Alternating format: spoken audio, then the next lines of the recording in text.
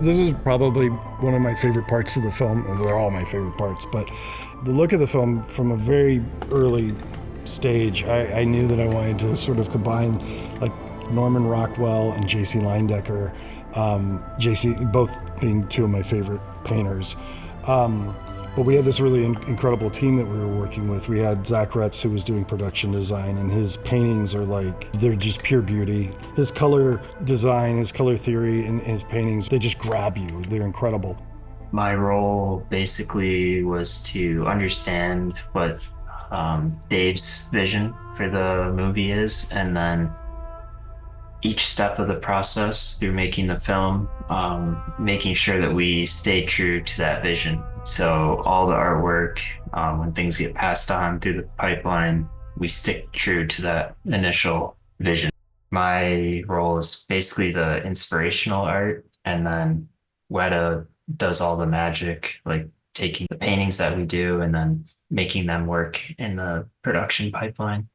Brad and Dave, from the beginning, they said they wanted the movie to look like my paintings, which is awesome to hear. So then I can just paint how I want to paint.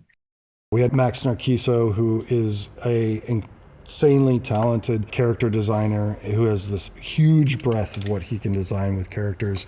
You know, we worked together and he really like locked into what the look of the film was that we developed for this film in particular. Our challenge was, okay, we put everything on the table and then try to figure out what is the best way to represent this movie. The influence was different, honestly. I remember that we found a caricature of John Lennon, what we found in Pinterest, maybe. So we not really play just with my portfolio, but we looking for inspiration everywhere. And then taking that production design, paintings, and character designs over to Weta, that goes into Keith Miller's team, who was our visual effects supervisor. I knew when we first started the project that the biggest hurdle was just going to be developing the visual style into something that translated well into 3D, essentially. You know, Zach Retz, the production designer, came with really, really amazing, beautiful, beautiful artwork. And there's so many details inside that, the detail of the brushwork, the detail of the line work.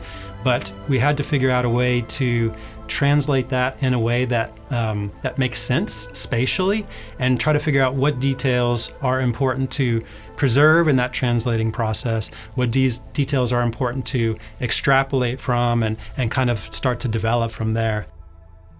And Keith's got a really great view of how everything fits together. So we had an incredible team with Thilvin Cabezas was like look and lighting, Keith, you know, they all worked. It was a little transparent to me at times because they were all presenting great things all the time.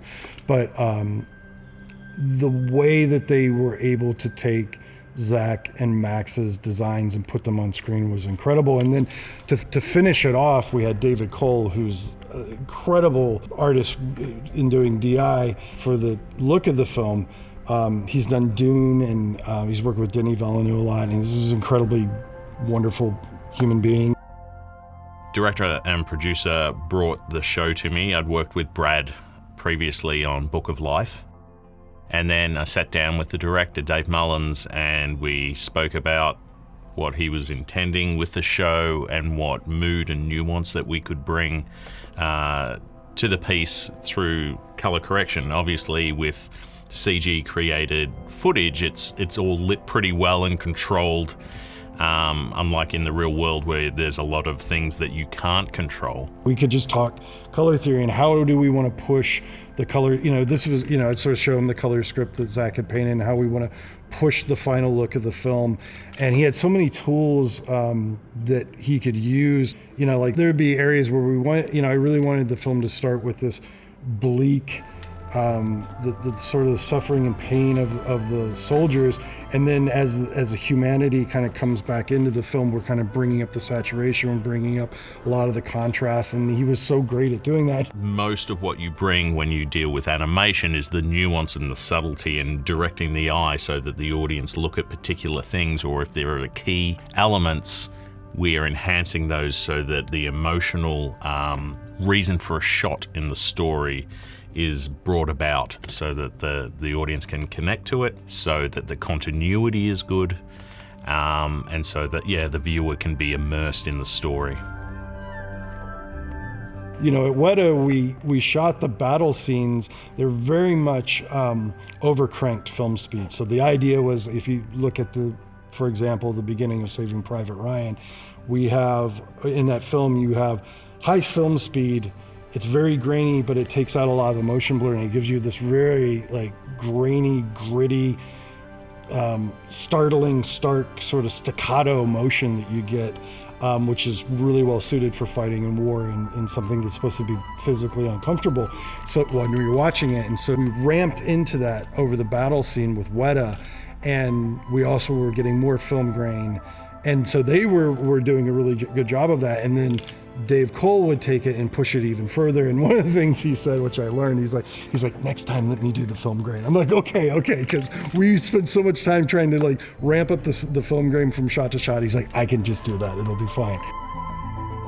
From the key creative, we landed upon a look that it wasn't too far off where the footage came in, because as I said, a lot of effort had been done by the production designers and the visual effects team to really hone what the images look like. What we were doing was really polishing it up, honing it, and just making sure it had good emotive impact in key scenes.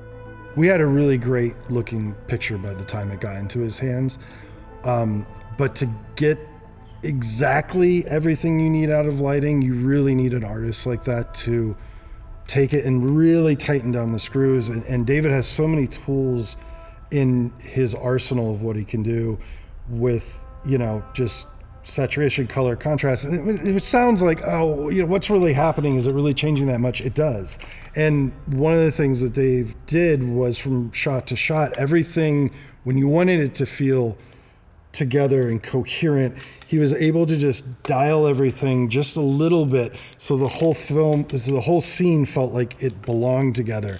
And then when you wanted it, you know, we're doing parallel action, we're cutting from one location to the next, and you really wanted it to pop, he would really push it. And even like, you know, trying to get that blood red at the climax of the film, the way that he was able to push the color.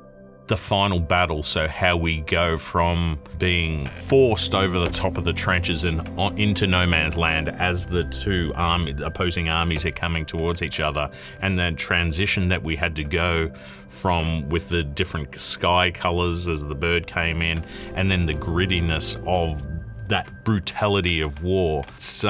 When you're watching it, I hope that the audiences are just drawn into the moment, but there was actually a lot of work to get that transition over that period of time and to draw the audience into those key moments. Yeah, I mean, the look of the film was just an incredible handshake between production design, character design, lighting, visual effects, all the way into DI and you know, the film grading. It was such a holistic effort, and everybody worked so well together.